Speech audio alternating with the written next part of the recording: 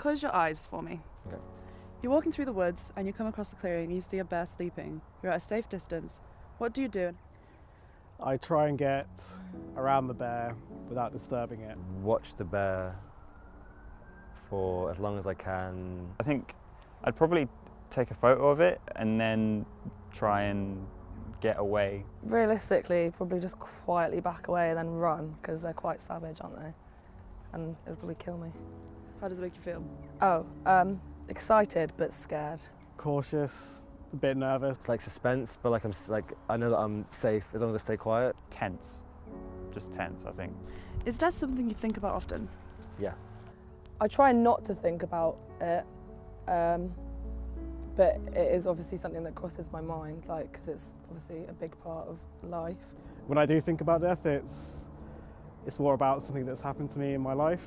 So a relative dying or a pet dying, something like that. Thought about it a lot ever since I was little and kind of understood the concept of it. Does it scare you?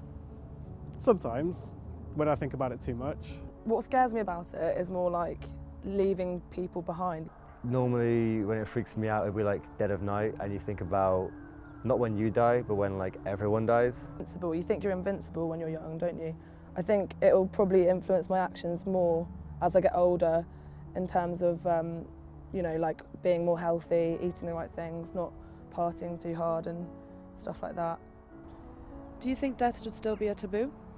No, it should be, like I said, it should be embraced. It should be, people should talk about it. People should accept the fact that it happens every day, every second, to everybody. It's part of the human experience.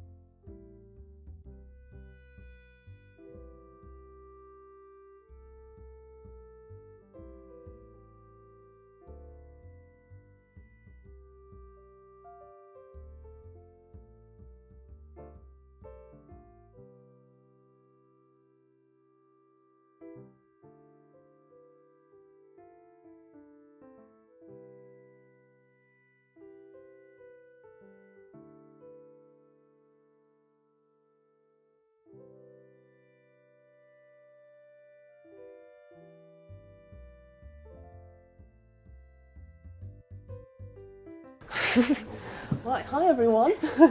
Welcome. Thank you all for coming. I just wanted to explain what we're going to talk about today. So basically, Death Cafes is like this new thing that started, and it's like a whole worldwide thing. And people get together in a safe space and talk about death and what it means, but also not just death, like life as well, and like how to make it better and how to make it, you know, more enjoyable. I find death quite a like scary thing to talk about, so it's quite nice to like find out everyone else's opinions of it. I guess we don't talk about death enough because it's kind of a taboo thing to talk about, and it's quite interesting to have an event to bring it up, I guess. If you had the opportunity to live forever, would you do it? No. Yeah. Yeah. You would? Yeah, no, I think it's quite interesting to like, you sort of need to grow, don't you? And you need to getting stuck at one age and like not growing. Your life isn't going to change at all, and that can be so tiring.